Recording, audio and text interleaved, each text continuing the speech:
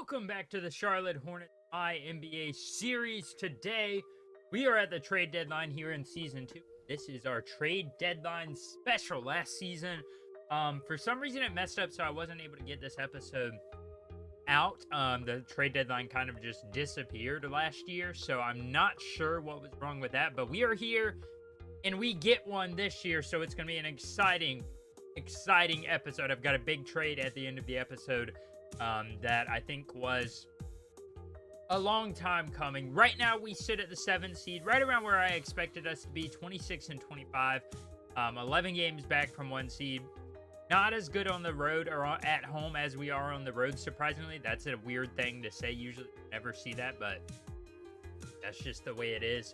LaMelo, Brandon Miller, Mark Williams, they've all really taken a leap this year, especially Brandon Miller. He's averaging a whole lot more than he was just a year ago. But I'm expecting him to continue that trend going into next season. Unfortunately, though, we are going to have to address a hole in our roster, and that is still the defense. We're struggling on defense. We don't really have a elite defender in our starting lineup. I mean, Brandon Miller's not bad. He's an okay defender. He's got an A- perimeter defense, same as Jaxius Caldwell-Pope, but I don't like our defense on the perimeter, and LaMelo has never been the strongest defender. Stephon Castle is a good defender, but he has his struggles. So there's some pieces that are going to be on the move, and I don't think you guys are going to expect who's going to be getting traded. But that's going to be for later in the episode. Right now, I'm just taking a look at the roster. We've got, pieces around. I think Nick Richards is safe. I know he was our biggest trade bait, but I just don't think Willard Bell's ready to take over that backup center role because he doesn't rebound or block or protect the rim as well as Nick Richards does. So I think Willard Bell will continue to play that hybrid third center / second power forward role. But let's take a look at the averages before we get into the trade deadline. See how everybody's performing this year. LaMelo is having a great season. 23.6 points per game, 4.5 rebounds, almost 9 assists, 1.5 steals, and he's shooting 40% from the field, 37.5 from 3. Brandon Miller took a big leap. He's averaging about 7 points more per game this year than he was last year in his second year. So a third year for Brandon Miller is really, really good. He's shooting 46% from the field, 38% from 3, 91% from the line. Almost a 40, 40, and 90 split there for Brandon Miller. Stephon Castle went down a little bit on his averages, but he's still having a pretty good rookie year. 14 points per game, 4.5 assists, 4.5 rebounds, 3.9 assists. He's shooting okay from 3. Obviously, he's not getting as many shots up because Brandon Miller is shooting more. Brandon Miller is playing more aggressive this year. So that was kind of expected, but I do like where he's at. Miles Bridges having a down year, and that may be what comes to fruition at the end of this episode, why Miles Bridges may be getting traded, because he's having a bad year, and on defense, he is a negative. He is not a good defender. He allows a lot of points in that power forward, small forward spots. And at 12 points per game, I just don't think he's bringing enough to the team. At least, what I know he can bring, he's not bringing it. So it may be time for us to part ways. We'll see what kind of trade I can bring up at the end of this episode as we look around the rest of the roster. Mark down on points, but up on rebounds and up on blocks. Good season for him, though. We don't need him to be some 10-point per game scorer. We just need him to get rebounds. We need him to protect the rim, and he's doing that at a very, very high level. Willard Bell, only 9 minutes. He's averaging about almost 5 points per game. Pretty good for Willard Bell. 40% from the field, 44% from 3 on a very small volume. So I really am happy with that draft pick. KCP, not shooting it a lot. His simulation stats are not very good, but in game, he is very good. So I'm pretty happy with him on the team right now, despite his stats not looking the best. Nick Richards averaging about 3 and 5 with a good shooting splits, 43% from the field, about a block a game. The rest of these guys down here haven't really played enough for them to get that many points. Bryce McGowan's might be on the move. I just don't really see his role growing on this team. I think he has talent, and I kind of thought he was going to be a, part of this team going forward, but we brought Kentavious Caldwell-Pope in, and I think Bryce McGowan's is kind of, his spot on this team is gone for right now, at least. So he could potentially be on the move as well. Luka Doncic leading the way in points per game, followed by Anthony Edwards, Tyrese Maxey, Cade Cunningham, and Tyrese Halliburton. Rebounds goes to Jokic, Giannis, and Duren. So Jokic leading, pretty impressive from Giannis up there at the 2 spot there with 11.8 rebounds. He is tied with a few guys. Duran Sharp at just 6'9" is 4th in the NBA in rebounds per game. Tyrese Halliburton leads the way in assists, followed by Trae Young, and LaMelo gets down there at 5. Steals goes to DeJounte Murray and Shea and Marcus Smart, all tied with 1.7. Judah Mintz, in year 2, impressive 1.6 steals a game. Pretty good there for the second-year player over in Brooklyn. Blocks per game goes to Walker, Kessler, Chet Holmgren, Sarr, and Wemby. All are above 1.5. That is crazy to even see.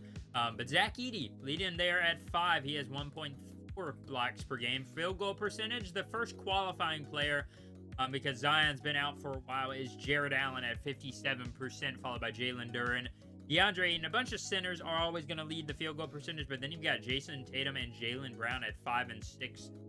So the former teammates doing really well. Grayson Allen once again leading the NBA in 3 percentage. He's shooting 49% from 3. Really impressive there from the Grayson Allen for the 76ers. Jalen Williams at 46, Tatum at 45, and Jaylen Brown at 45 as well. So Jalen Williams off the bench for the Thunder now. Very impressive to shoot that high of a percentage from 3, and Luka also 45% from 3, and, very impressive there. As far as rookies go, we've got some, good rookies around the NBA. Damon Reed as leading the way with almost 15 points per game there for the championship contending Clippers. I guess we can say that now without laughing about it, because they seriously are one of the top seeds in the Western Conference. Randolph Mercer now with Cleveland. Initially, he started with the Pelicans, but the Cavs sent Jared Allen over to New Orleans in order to get Randolph Mercer, who is having a good season. A rookie at 13 points per game, 4 rebounds, all that good stuff. Antonio Griffith is 3rd for the Magic there at 13 points per game. Addis Mirai, the 7'3" center, is averaging 8.5 rebounds. Jeffrey Payton is there for the Kings. Now, obviously, that trade is still not very good that they made to get that pick. And I think if you go back in time, they do not make that trade. But, he's okay now. He's playing better than he did at the beginning of the year. So I think that's a solid center for them. I just don't really see where he fits into their future. But that's not for us to figure out. Assists, there's not very many going around here that are averaging a lot of assists. Damon Reed is leading the way in a lot of these categories. He's just a steal. He is really good. And the Clippers definitely have their future small forward there. And, potentially a guy that's going to play alongside Donovan Mitchell and Kyrie Irving for a very long time. But that's all of the stats leading here up into the trade deadline. Here's a look at some of the trades that have already happened. The Nuggets signed Jalen Williams. So they're looking outside. They're on the outside of the play-in tournament looking in, and they want to get into the play-in tournament. They're missing Jamal Murray, but they made the trade for Chris Middleton last year. So they really are trying to get into the playoffs. They're trying to make a push, and that's why they needed to bring Jalen Williams and be that backup center. And they're hoping that he can provide them with some very good center minutes off the bench. But Isaiah Joe's injured. Jamal Murray's injured. You're going to struggle when some of your better players are injured, so that's why the Nuggets are trying to make that push. Here's the trades that happen. I did mention this one already. Randolph Mercer, a top pick from last year's draft. On the move already in his rookie season. In return, the Pelicans get Jared Allen and Dean Wade. So Grant Williams, we traded him in the offseason for our, I believe it's the 18th pick. And then now the team that we traded him to is moving on from him already less than half a year later. So I apologize to Grant Williams. He's kind of getting thrown around, being used as a trade piece more than anything else. So, unfortunate, but that's the way the NBA is. That's how it goes in the NBA, for lack of a better term. The 76ers did move on from Grayson Allen as well. They wanted to get a backup center in Brandon Clark, and they also received Larry Darling. That will be part of a future trade, so don't take that at face value. they definitely will be moving on from some of those pieces as well. So they kind of made that trade in, preparation for another trade coming up here soon. The Celtics are bottom seed of the Eastern Conference. We'll see if they make any moves at the trade deadline. I don't think they will. I think they believe in this core. They just need to get a new point guard. Try and get Jaylen Brown focused on being that guy. As the Miami Heat are struggling to make the play-in tournament, they might possibly in a second be on the move from one of their top guys that has been on that roster for a long time. They might be hitting a soft reboot button. Same thing with the Pelicans. Trying to build around Zion has been tough with all the injuries he keeps sustaining. So it's probably about time for them to move on from Brandon Ingram. The Timberwolves are pretty low as well. The 13th seed, they are 19 and 32. And then you have the Suns up here. The Suns are the 2 seed, but they're not content. So with that in mind, the Phoenix Suns will be making a major trade here at the deadline. They're going to be sending away Yusuf Nurkic, Terry Darling, Brandon Clark, Nickeil Alexander-Walker, and 2 second-round picks. Darling, Clark, and the seconds will be going to Miami. In return, the Suns will be getting Jimmy Butler and Frank Kaminsky, while we have the Knicks as a third team receiving Yusuf Nurkic, Brandon Clark, as the Knicks are going to be sending out Justin Edwards, Landry Shamet, and Dorian Finney-Smith. Now, for the Heat, this trade kind of sends them into a soft reset. They get a promising young guard in Terry Darling, averaging about 8 points per game. They get a good backup center. They get some picks. They also are going to be receiving another young player in Justin Edwards from New York, as well as a salary filler expiring contract. So potentially they can make a big splash signing in free agency. Miami is a big destination, so Dorian Finney-Smith kind of takes up cap space. And they get a guy in Justin Edwards that hasn't done much. So he's kind of a clean slate. And Jimmy Butler is on the move to Phoenix. This is now his, 4th team, I believe. He started with Chicago, went to Minnesota, went to Philadelphia, went to Miami. So this is his 5th team, as he is now the starting small forward of the Phoenix Suns, who are the 2 seed. They're going to have Marvin Bagley at the 5 starting right now. Devin Booker is injured, but imagine this lineup. D-Book, Bradley Beal, Jimmy Butler, Kevin Durant, and Marvin Bagley. Off the bench, they've got Landry Shamet, Dalton Connect, Frank Kaminsky. They've got good pieces off the bench.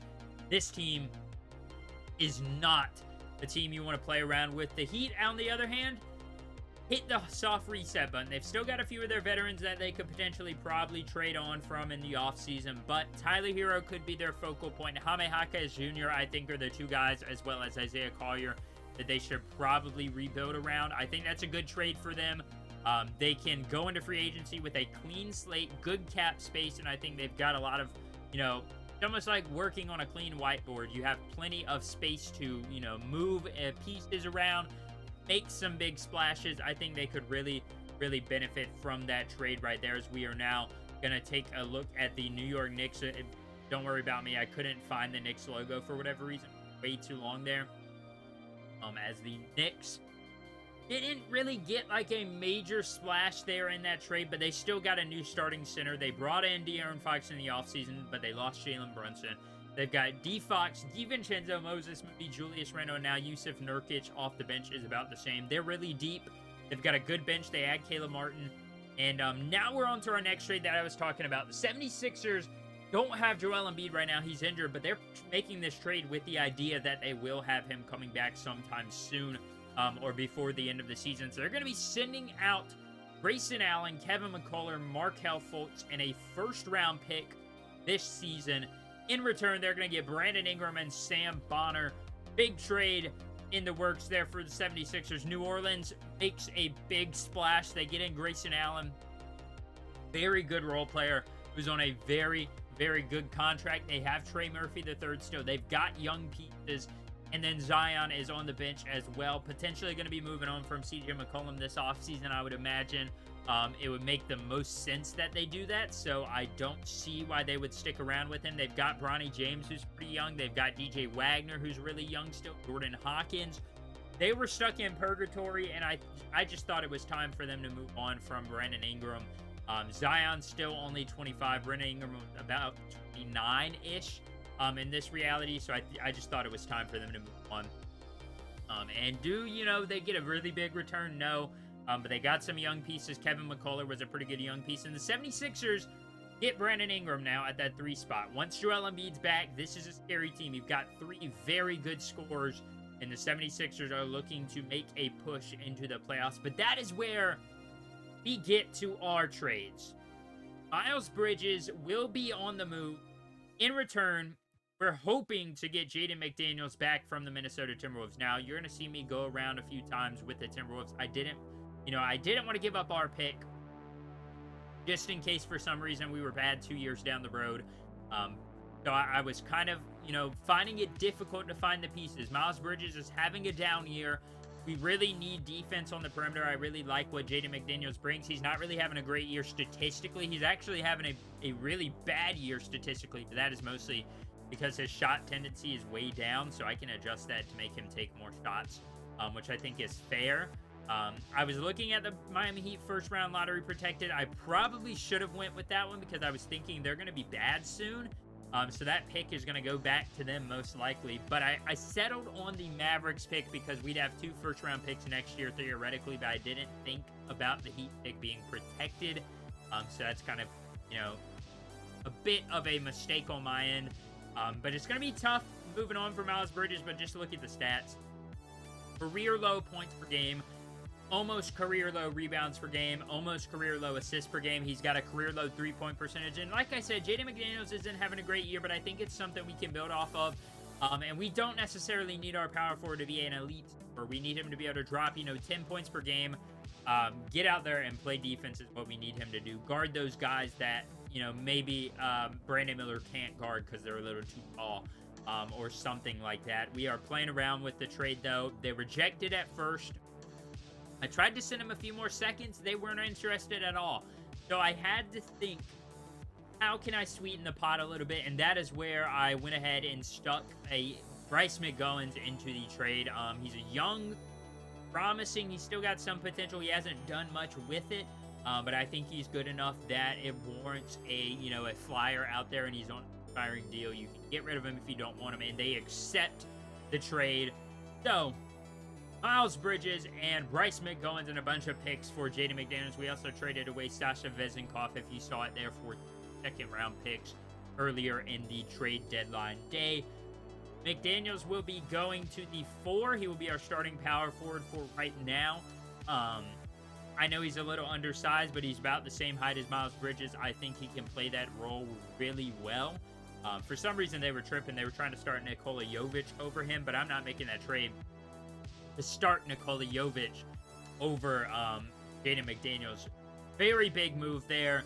I know, it's going to be kind of ridiculed. I know some people aren't going to be very happy with the move. I just think Jaden McDaniels brings a little bit more what we need. He still can shoot like Miles Bridges, but he's a much, much better defender. And I think that's really what we needed at the end of the day because LaMelo is such a poor defender. And before this episode ends off, I want to introduce you guys to our first ever subscriber prospect. Ignore the ranking.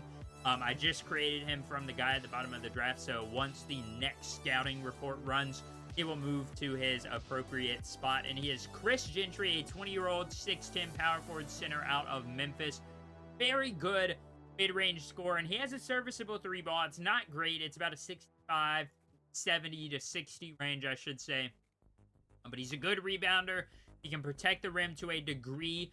I think he's going to be a good piece for whatever team ends up drafting him there in that first round or early second round. So thank you to the subscriber out there that made that prospect. I really appreciate the interaction. I hope you are happy with your guy in the draft. But that is going to be the end of this trade deadline episode. Next time out, we will simulate a little bit further, and we'll be taking on